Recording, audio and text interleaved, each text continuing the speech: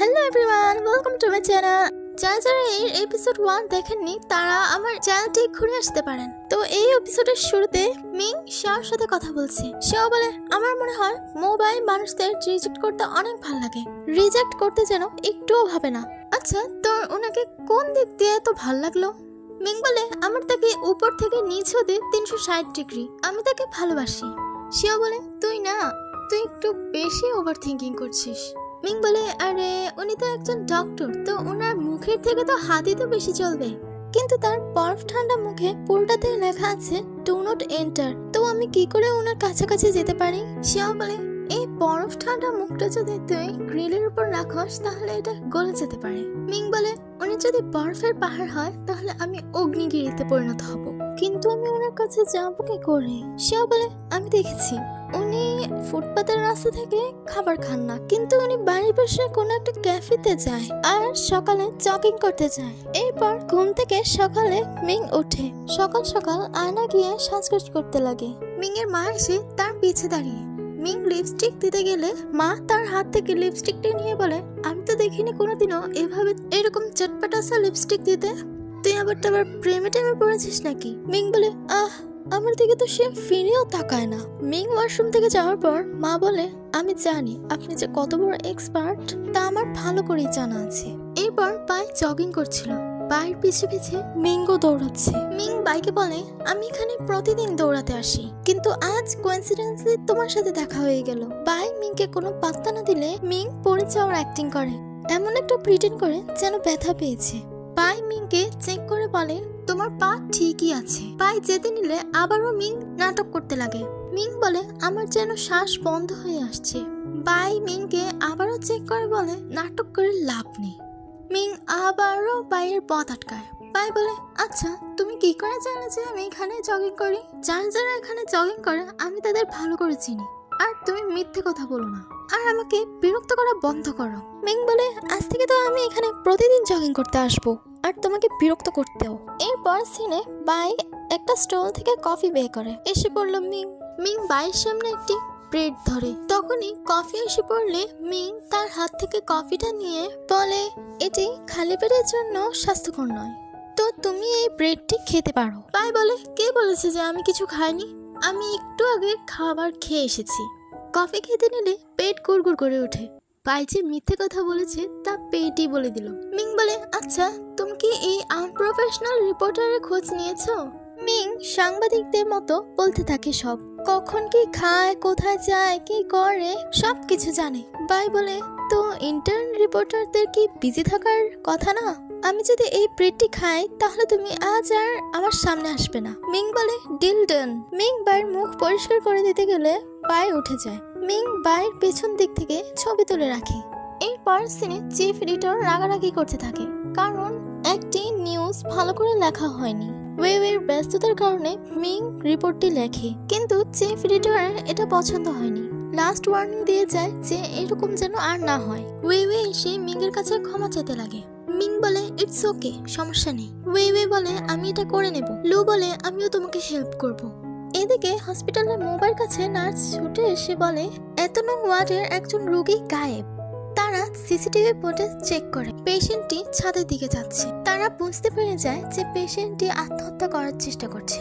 ওদিকে গাড়িতে ড্রাইভিং করছিল আর লু বলছিল, মিং আসলে তোমার সাথে আজ ভালো হয়নি। মিং বলে, আমি জানি যে সে ইচ্ছে করে এটা করেনি। লু বলে, হ্যাঁ সে ইচ্ছে করে করতে যাবেই বা কেন? মিং বলে, আজকাল দেখছি ওয়েবেকে একটু বেশি প্রোটেক্ট করছো। ও সুন্দরী বলে, তাই না? তারা এভাবে কথাই বলছিল, কিন্তু মিং এর কাছে একটা ইম্পর্টেন্ট কল আসে। সিন বদলায় ওই পেশেন্টের কাছে, যে আত্মহত্যা করতেই যাচ্ছিল। তাকে সবাই নিচে নেমে আসতে বললেও সে শোনে না। সে উল্টা আরো খোলা আকাশের দিকে তাকিয়ে তার কষ্টগুলো বলতে থাকে। তার মা মেয়ের আত্মহত্যা দেখে কান্না করতে থাকে, কিন্তু তারপরও তার সিদ্ধান্ত বদলায় না। ওই ছাদে মিং আর লুও আসে। মেয়েটি বলে, তুমি কে? মিং বলে, আমি ডক্টর বাইয়ের ফ্রেন্ড। ভালোবাসা সবার জন্য গুরুত্বপূর্ণ, কিন্তু ভালোবাসার মানুষটা যদি সঠিক হয় তাহলে জীবনটা ধন্য। যদি ভালোবাসার মানুষটার মাঝে ওই সঠিক মানুষটা না পায় তাহলে জীবনটা বৃথা নয়, জীবনে আরো সুযোগ আছে। লাইফ তোমাকে আবারও সুযোগ দিয়েছে। মেয়েটি বলে, ভালোবাসা আমার জন্য মৃত, আমি এই জীবন আর রাখতে চাই না। মিং বলে, দেখো আমার কথা শুনো, জিনিসগুলো সম্ভব হওয়ার জন্য জীবনে আরো এগিয়ে যেতে হবে। যদি তুমি এত সহজে লাইফে গিভ আপ করে নাও তাহলে কিভাবে কি হবে? যাকে ভালোবেসেছো সে তোমার আসল সোলমেট নয়। তোমার লাইফের সত্যিকারের আসল মানুষটির জন্য বেঁচে থাকতে হবে তোমাকে। মেয়েটি বলে, আমাকে কি এখনো কেউ ভালোবাসে? মোবাই বলে, তোমাকে কেউ ভালোবাসার আগে তোমাকে নিজেকে নিজে ভালোবাসতে হবে। মেয়েটি বলে, আগে কি আপনি কাউকে ভালোবেসেছেন? ভালোবাসার মানুষটাকে হারানো কষ্টটা কি আপনি জানেন? পাই বলে, আমি জানি ভালোবাসার মানুষটাকে হারানোর কষ্ট কতটুকু, কিন্তু পৃথিবীতে রোমান্টিক লাভ ছাড়াও নানা রকম ভালোবাসা আছে, বিভিন্ন রকম অনুভূতি। আপনি তো আপনার ভালোবাসার মানুষটাকে হারিয়েছেন, তাই বলে আপনার মা কি আপনাকে হারাবে? একজন মা তার সন্তানকে হারানোর কষ্ট এর চেয়েও দ্বিগুণ। তো আপনি কি চান আপনার মা পাহাড় পরিমাণ ওই কষ্টটা পাক? একবার তুমি তোমার মায়ের দিকে তাকাও। তার মা তাকে বলে, তুমি কি চাও আমি কষ্টে মারা যাই? মেয়েটি তার মায়ের কথা চিন্তা করে নেমে আসে, মাকে শক্ত করে জড়িয়ে ধরে। অবশেষে মেয়েটি একটি ফুল গাছ থেকে সরে আসলো। এরপর মোবাইয়ের কাছে একটি বাচ্চা এসে বলে, মোবাই, তুমি কি আমাকে ভুলে গিয়েছো?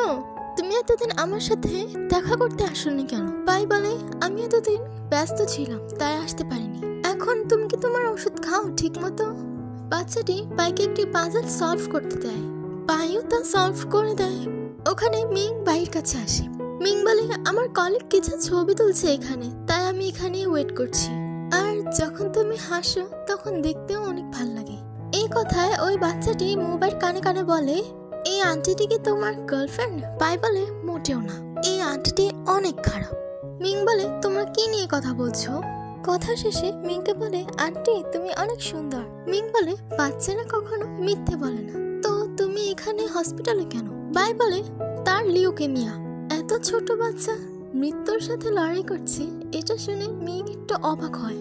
ছোট্ট বাচ্চাটি মোবাইলকে বলে, আন্টি মনে করছে আমি মারা যাব। পাই বলে, মৃত্যু এত সহজ না। মিং বলে, ওই যে ওই মেয়েটি ইউনিউ, ও কি আবারও এমন বোকা কাজ করতে যাবে? পাই বলে, এটা ওর লাইফ, ওর ডিসিশন, আশা করি এমন কাজ আর করবে না। মিং বলে, তুমি কি তোমার বাড়ির অ্যাড্রেসটা দিবে? সৌদি বলে, তাকে দিয়ে দাও। সৌদির কথা মিংকে অ্যাড্রেসটা দিতেই হয়। মিং বলে, তোমার কাজ শেষে কি আমরা একসাথে ডিনারে যেতে পারি? বাই মানা করে দেয়। বাই বলে, তুমি যে ছাদে বলেছিলে আসলে সবার জন্যই ভালোবাসা জরুরি, কিন্তু ওটা হতে হবে দুমুখী, একতরফা নয়। যাওয়ার সময় সৌদি মিংকে বাই করে দেয়। সিনিয়র ডক্টর চেন মোবাইকে বলে, আজ আমরা ডিনার করতে পারি? মোবাই বলে, এমনিতেও আপনি মোটা হয়ে গিয়েছেন, আর কত, আর একটু খেলে তো আপনার হজমই হবে না। ডক্টর চেন বলে, ভয় পাওয়ার কি আছে? পাইকে চলে যেতে দেখে বলে, তুমি কি আসবে না? মেডিকেল স্কুলের স্টার ছিল, পড়ালেখাতেও ফাস্ট আর হ্যান্ডসাম। এর পরের সিনে মোবাইল কাকে ভিডিও মেসেজ পাঠাচ্ছে তা তো আমরা সামনে গেলেই জানতে পারবো। এরপর মোবাইল ওই খেলাটি নিয়ে বসে। সকাল হলে গাড়িতে মিংকে লু বলে, সারা রাত কি ওই মোবাইল কথায় ভেবে ভেবে কাটিয়েছো নাকি? মিং বলে, আচ্ছা ওই কি অন্য কারোর সাথে নিউজের ইন্টারভিউ নিতে গেছে নাকি? লু বলে, হ্যাঁ। এভাবে কথা বলতে বলতে একটা ইন্টারভিউ নিতে এসে পড়ে। একটি ছেলে গান গাইছিল আর তারা রেকর্ড করছিল। গান শেষে তারা ক্ল্যাপিং করে। ছেলেটি বলে, আমার হাসপাতালে একজন ডাক্তারের একটি গিটার ছিল, সে প্রতিদিন ওই গিটারটি বাজাতো। আমি গিটারটি বাজাতে যেতাম কিন্তু পারতাম না, কারণ তখন আমার হাত রিকভারি হয়নি। অনেক প্র্যাকটিস করার পর তারপর আমি এই গিটারটা চালু করতে পেরেছি। আর সেদিন আমি ওই ডাক্তারের একটি প্রিয় সং গেয়েছি। সেদিন ওই ডাক্তারটি আমার প্রতিভা দেখে অবাক হয়ে গিয়েছিলেন। মিং বলে, আপনি আসলে অসাধারণ, আর আপনার হার না মানা গল্পটি আমাদের অডিয়েন্সদের শোনানোর জন্য আপনাকে অসংখ্য ধন্যবাদ। ছেলেটি বলে, মানুষ তো বলে আমি এই চেহারা নিয়ে কি করে বেঁচে থাকতে পারি, কিন্তু আমি আমার জীবনটাকে জটিল বানাবোই বা কেন? জীবন তো একটাই, তাই না? তাহলে সুখী হতে কিসের বাকি? ওই ছেলেটির গাওয়া গানটি বাচ্চাদেরকে শোনাচ্ছিল। ওখানে মোবাইল আসলে সাউদি বাইকে বলে, আন্টি তোমার গার্লফ্রেন্ড হতে চায়। মিং তার মুখ বন্ধ করতে চাইলে সাউদি আরো বলে, এই আন্টিটির মুখে যা লেখা ছিল তাই আমি বলছি, আর মোবাইল সম্পর্কে আমার কাছে অনেক কিছু জিজ্ঞাসা করেছে। বাই অন্য বাচ্চাদের সাথে খেলতে যায়। সাউদি বলে, তাহলে তুমি কি ওনার গার্লফ্রেন্ড হতে চাও না? মিং বলে, অবশ্যই। এই কথায় বাই ফিরে তাকালে মিং লজ্জায় তার মুখ ঢেকে নেয়। রাতে তারা কথা বলতে বলতে যাচ্ছিল। পাই বলে আমি যখন প্রথম ইন্টার্নে আসি তখন তার বয়স ছিল 6 বছর। তার মৃত্যু সম্পর্কে সবকিছুই জানা আছে। মিং বলে ডাক্তারদের তো প্রতিদিনই মৃত্যুর মুখোমুখি হতে হয়, তাই না? পাই এতে মাথা নাড়ায়। পাই বলে আমি আমার একটা পেশেন্টকে বাঁচাতে পারিনি, সে ঠিক দেখতে আমার মায়ের মতো। মিং বলে আজ আমি একজনের ইন্টারভিউ নিয়েছিলাম যে ছিল জীবনে হার না মানা পাত্রী। সে বলেছে বাঁচতে চাইলে জীবনে সুখ নিয়ে বাঁচো। আমরা জীবনে অনেক রকম অনুভূতি অনুভব করি, তাই না? মিং তাদের একসাথে হাঁটতে দেখে লজ্জা পাচ্ছিল। মিং তো কন্টিনিউয়াসলি লজ্জা পেয়ে যাচ্ছে। পাই বলে কি এত হাসছো কেন?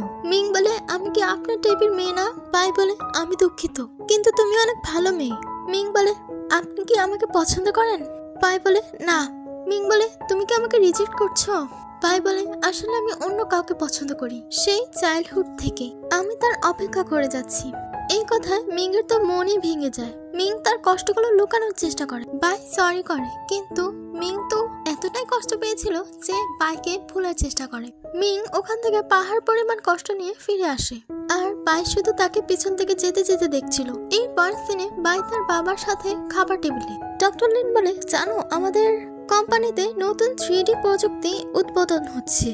মোবাই এতে বিরক্ত হয়ে বলে আহ বাবা খাও তো, একজন মহিলা একটা রোবট না। ডক্টর লিন বলে কিন্তু আমাদের কোম্পানিতে 3D প্রযুক্তি বের হয়েছে যা বাস্তব ত্বকের মতো ফিলিং দেয়। পাই বলে মা শুধু একবারই ফিরে পাওয়া যায়। ডক্টর লিন বলে আমাদের ওই রোবট কুকুরটিও তো মাছ খেতে পারে। এই কথায় পাই উঠে চলে যায়। তো এর পরের পার্টের জন্য কি আপনারা সাবস্ক্রাইব করবেন না? প্লিজ আমাদের চ্যানেলটি সাবস্ক্রাইব করে রাখুন। তো বাই।